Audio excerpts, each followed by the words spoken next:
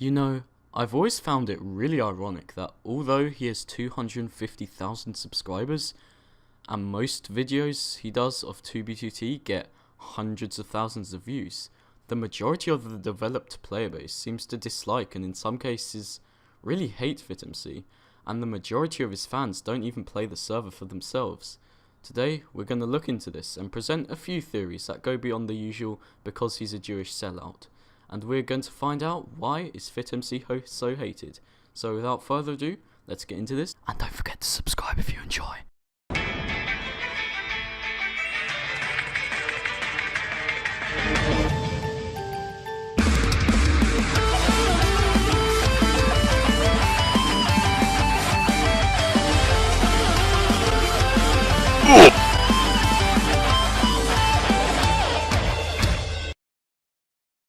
Peter Larson, more commonly known as Fitmc or Fit for short, has been playing the server since 2013 and since 2016 has been the biggest, most influential YouTuber by far on the server, with his videos usually reaching hundreds of thousands of views. So it really does beg the question, why is Fitmc getting so much hate? And to find this out, we must head back a long time. The year is 2013 and a player by the name of Fit joins the server, and I'm sure you know the rest of the story, so let's skip forward to the important stuff. It's important to note for the next 3 years, Fit didn't really do anything grand and he was just a normal player, becoming good friends with Sato86, James Russells and many more older players. Whew, okay, so he made it. It's 2016 and with Russia just having made a video on the server, something needs to be done, and fast. From here on, we all know the story. Sato gives Fit the idea to make Team Veteran, Fitmc makes Team Veteran, and before you know it, his videos of killing Russians at spawn go viral around the server, and he has support from many of the original / veteran players. At first this was great. Old players who had quit due to the new influx of players were now joining back in hope that they could help fight back for the server. However, Fitmc was opportunistic and realised he could benefit a great deal from his newfound support, and so slowly he started making Team Veteran mainstream and opening it up for even new Russians to join, which we know from the clip when Fitmc said, "If you can pick up a sword, if you can pick up a shield or a bow, you can join us. If you help us destroy them, you'll be able to achieve all of the things that we have, maybe more. You won't make the same mistakes that we did." Whilst this might have been a good advertisement for Team Veteran in terms of how well spoken the entire video was and how dramatic Fitmc made everything to seem, there was one underlying meaning that most people came to realise. This being, you don't have to be an old player to join Team Veteran. Most of Fitmc's supporters were enraged. The player they had been fighting for had just opened his arms to the players they had fought so hard to destroy, and so people started to become suspicious that Fitmc's priorities had changed from his original goal of abolishing new players and to bring back the old way of life on the server to using any means necessary to personally destroy the camping Russia for clout, recognition, and of course, good old YouTube views. He didn't care about the destruction of monuments, and he didn't care about waiting through the queue because of course he and his friends all had veteran queue. This of course made Fitmc look very selfish and was pretty much the turning point for a lot of players to start disliking him. Once Fitmc was recognised by Russia in his videos, his channel blew up, and by the end of the Russia war, he had amassed over 77,000 subscribers, which is really impressive, and I think at one point he was the fastest growing Minecraft channel on YouTube. It's also a commonly accepted fact that during the Russia war, Fitmc and Russia talked to each other a lot, and Fitmc would supply Russia with bases to tour in return for shoutouts in Russia's videos. Of course, they never said any of this was true because they're supposed to hate each other, right? This led to the destruction of several historic bases, and Fitmc was therefore dubbed a sellout.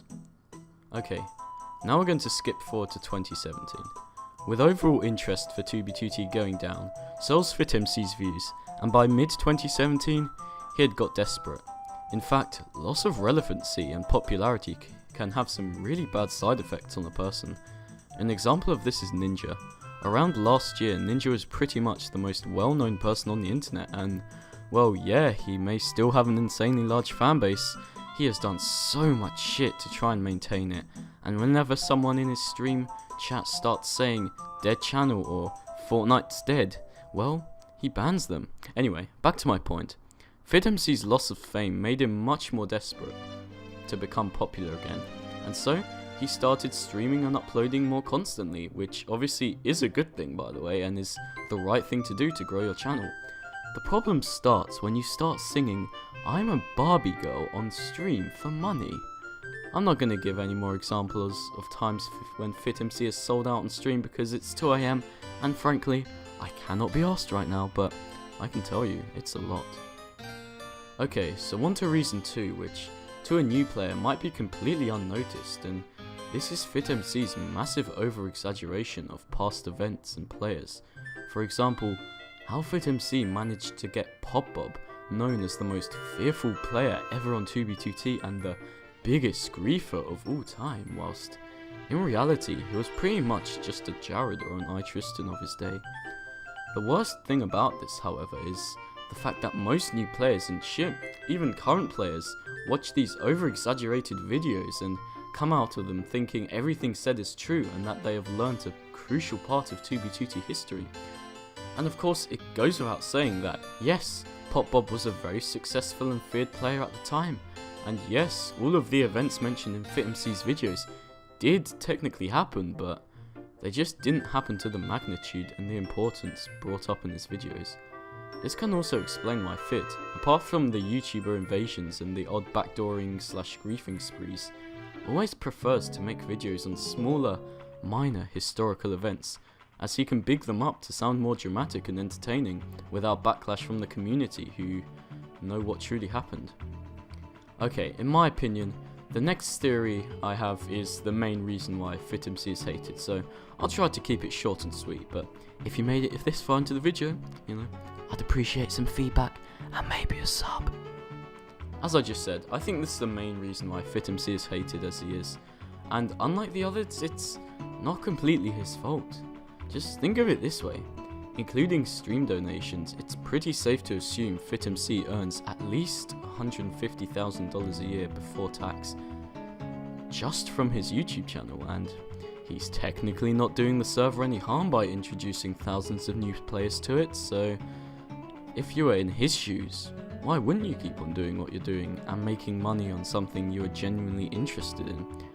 But of course, yes, to the players who are being negatively affected by this with 1,000 plus fucking Q, there's no surprise Fitmc is hated because right now, aside from Baron Dome and SalC1, there are no other big YouTubers getting massive views with videos about the server, so even if this technically is the fault of the YouTube algorithm and not directly the fault of Fitmc, going back to the first theory in this video, again, he has become the sole thing he once sought to destroy because, remember, the whole reason he started his channel in the first place was to save his own server from overpopulation and save the server's history, but now he's turning into the new Camping Russia, and let me tell you, with Minecraft going up in popularity again, it's safe to assume that this Q number will only prove to increase, and hell, what's Fitmc gonna do this time? Make a team veteran to fight himself? I don't think so, but as always on 2b2t, only time will tell. Thanks for watching.